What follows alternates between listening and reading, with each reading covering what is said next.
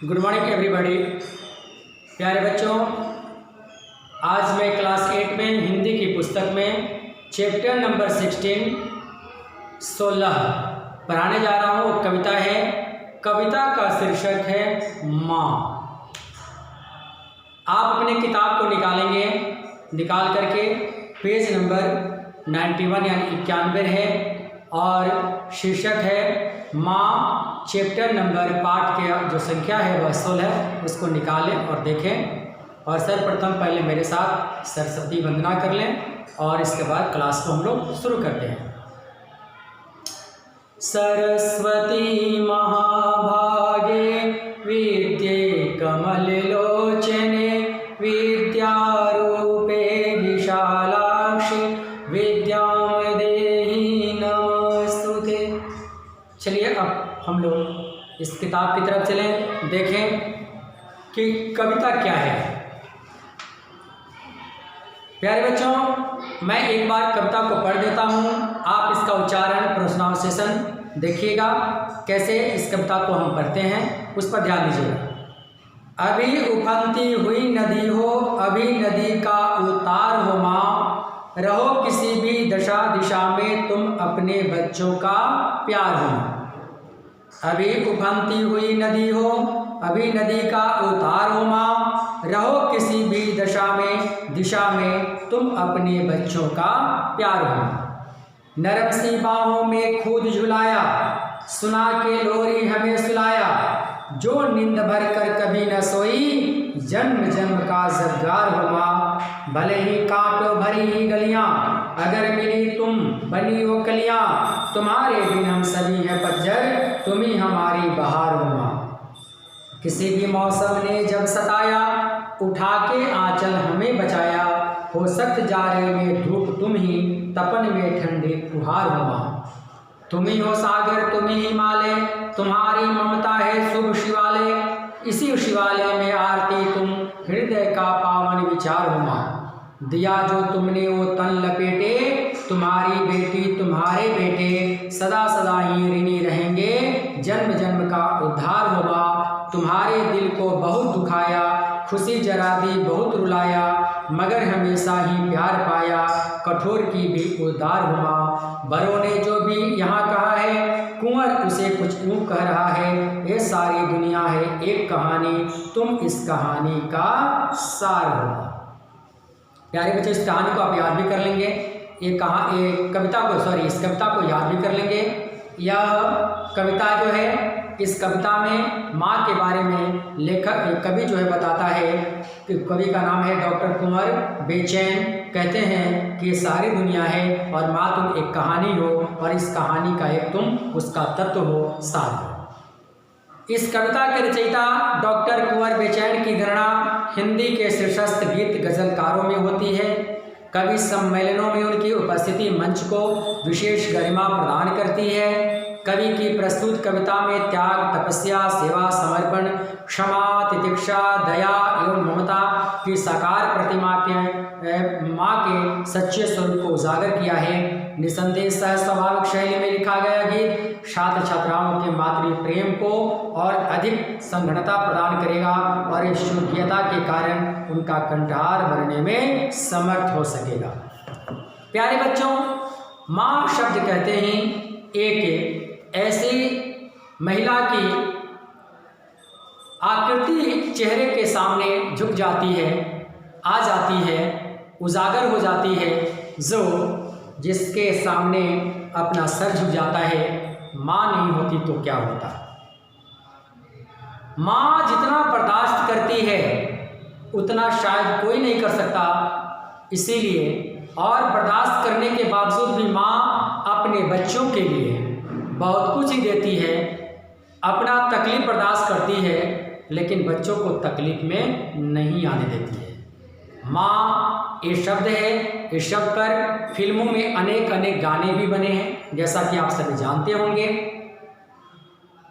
आप देखिए, मेरी जो धरती है उसको हम धरती माँ कहते हैं, अपने देश को भारत माँ कहते हैं, गौ माता को गौ माता कहते हैं। क्यों? क्योंकि ये सब हमारा लालन पालन करती है। और वो माँ जो माँ बहुत कष्ट सह करके बच्चे को 9 महीने अपने पेट में पाल करके फिर बच्चा जब संसार में आता है तो माँ उसका सब जो तकलीफ को अपने ऊपर ले लेती है, उसकी गंदगी साफ करती है, उसका नाक साफ करती है और किसी की नज़र न लग जाए माँ उसको आंचल में छुपा के रखती है।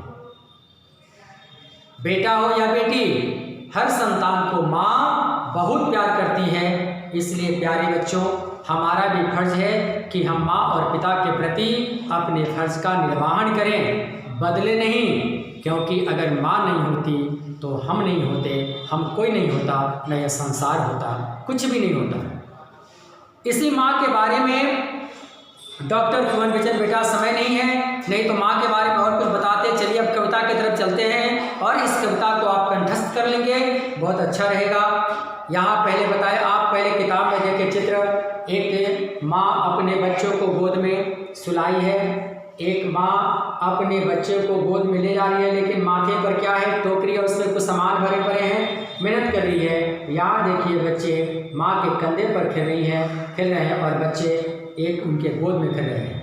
चलिए बताते हैं कभी यहाँ पर, अभी उफनती हुई नदी हो, अभी नदी का उतार हो माँ। उफनती हुई नदी का मतलब होता है भावावेश में भर जाने वाली। आपके शब्दार्थ जो किताब में शब्दार्थ है उसमें दिया हुआ है, आप इस शब्दार्थ को भी याद कर लेंगे। तो अभी उफनती हुई नदी हो, यहाँ पर कुंवर जो कवि हैं इस कविता का रचयिता कहते हैं कि माँ अभी तुम क्या हो, उफनती हुई नदी हो, और अभी क्या हो तो नदी का उतार हो माँ। ठीक है, नदी का उतार यानी उतरी हुई नदी की तरह शांत सहज।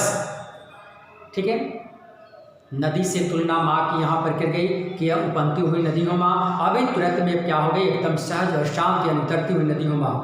रहो किसी भी दशा में या दिशा में, यहाँ कवि कहता है कि तुम किसी भी दशा में रहो या दिशा में रहो, लेकिन तुम क्या हो, सबसे पहले तुम अपने बच्चों का प्यार हो माँ। तुम क्या हो, पहले अपने बच्चों का प्यार हो माँ, चाहे तुम किसी दिशा में रहो या किसी दशा में रहो, उससे कोई मतलब नहीं। तुम अपने बच्चों के लिए सबसे बड़ा प्यारा हो, सबसे बड़ा प्यार हो। नरम सी बाहों में खुद झुलाया, सुना के लोरी हमें सुलाया। माँ तुमने क्या की बचपन में हमें, जो आपकी नरम नरम हाथें हैं उसे हाथों में लेकर के, उस बाहों में लेकर के हमें तुमने झुलाया। झुलुए की तरह, किसी झुलना की जरूरत नहीं पड़ी हमें, आपने अपने नरम नरम बाहों में रह करके मुझे ऐसे ऐसे झुलाता रहा और एक लोरी सुना सुना करके और हमें तुमने सुलाता रहा। जो नींद भर कर कभी न सोई, जन्म जन्म का सगार हो माँ। कहते हैं माँ तुम बच्चों को सुलाने के लिए, हमें सुलाने के लिए तुम कभी भी पूरी नींद नहीं ले पाई, रात रात भर जगती रही और हमें तुम नींद में सुलाती रही। हमारे बच्चों को कुछ हो न जाए, बच्चों पर पूरा ध्यान लगाती रही, रात भर जागरण की, लेकिन अपने बच्चों को तुम सुलाती रही। भले ही कांटे भरी हो गलियां, अगर मिली हो तुम बनी हो कलियां। कहते हैं गलियों में, हर गलियों में, हर रास्ते में भले ही क्या हो, तुम्हारा आश्रय पाकर कठिनाई आसान से सहन करने योग्य बन गई। ठीक है, तुम बनी, भले ही कांटे भरी हो सारी गलियां में, लेकिन तुम गलियां मिल करके तुम मेरी माँ मुझे मिल गई, सारे दुखों से तुमने हमें निकाला। तुम्हारे बिन हम सभी हैं पतझड़, तुम ही हमारी बहार माँ। माँ अगर तुम नहीं हो तो हमारा जीवन पतझड़ है। पतझड़ समझते हैं ना, वृक्ष के पत्ते जब झड़ जाते हैं, वृक्ष शोभा नहीं पाता, उसी प्रकार कवि कहता है कि माँ तुम अगर नहीं हो तो हम पतझड़ हैं, हम सभी के सभी पतझड़ बन जाएंगे। और तुम क्या हो माँ, तुम तो हमारी बहार हो, क्योंकि पतझड़ के बाद में क्या होता है, जिस प्रकार वृक्ष में नए नए कोमल नए नए पत्तियाँ लग जाते हैं, वृक्ष सुंदर लगने लगता है, बच्चे के ज़िंदगी में माँ उसकी बहार होती है। किसी भी मौसम ने जब सताया, उड़ा के आंचल हमें बचाया, चाहे ठंडा हो, गर्मी हो, बरसात हो, जब मौसम की मार हमें सताने लगी तो माँ अपने आंचल में तुम क्या की, छुपा करके हमें बचा ली। हो सक जाड़े में धूप तुम ही हो, तपन में ठंडी फुहार हो माँ। कहते हैं जब जाड़ा कस के पड़ने लगती है तो तुम मेरे लिए धूप बन जाती हो, घाम बन जाती हो, और जब तपन में जब गर्मी काफ़ी होती है तो उस समय तुम मेरे लिए ठंडी फुहार बन जाती हो माँ। तुम ही हो सागर, तुम ही हिमालय, तुम ही ममता है शुभ शिवालय। कहते हैं कि माँ तुम सागर भी हो, तुम हिमालय भी हो, तुम ममता भी हो और तुम्हारा शुभ शिवालय भी हो। ठीक है, तुम्हारी ममता है शुभ शिवालय, तुम्हारी जो ममता है वह शुभ शिवालय है। ठीक ना, शिवालय कहते हैं शिव मंदिर को। इसी शिवालय में आरती तुम हृदय का पावन विचारों में कहते हैं माँ, हे माँ तुम इसी शिवालय की आरती हो तुम, और हृदय का पवित्र तुम विचार हो माँ। दिया जो तुमने वह तन लपेटे, तुम्हारी बेटी तुम्हारे बेटे। कहते हैं दिया जो तुमने वह तन लपेटे, ठीक है, शरीर को लपेटे हुए, वह तुम्हारी बेटी है, तुम्हारे बेटे हैं। या सदा स्थायी ऋणी रहेंगे जनधन का उद्धार हो माँ, और ये सभी जो तुम्हारे बच्चे हैं वे हमेशा कर्जदार रहेंगे, तुम्हारे ऋणी रहेंगे, क्योंकि माँ तुम जन्म जन्म की उद्धार हो। तुम्हारे दिल को बहुत दुखाया, खुशी जरा दी बहुत रुलाया, कि माँ इतना करने के बावजूद भी तुमने हमारी बहुत सेवा की, लेकिन हमने क्या किया, बच्चों ने तुम्हारे दिल को बहुत दुखाया। ठीक है, बच्चे जब सियाना हो गए तो माँ के दिल को दुखाने लगे, तुमको थोड़ी सी खुशी दी और बार बार तुमको मैंने माँ क्या किया, रुलाया, मगर हमेशा ही प्यार पाया, कठोर के उदार हो माँ। लेकिन इस सब के बावजूद भी माँ तुम क्या की, हमेशा हमें प्यार करती रही। ठीक है, और जो कठोर थे उसके लिए भी तुम उदार बन गई। बड़ों ने जो भी यहाँ कहा है, कुंवर उसे कुछ यूँ कह रहा है।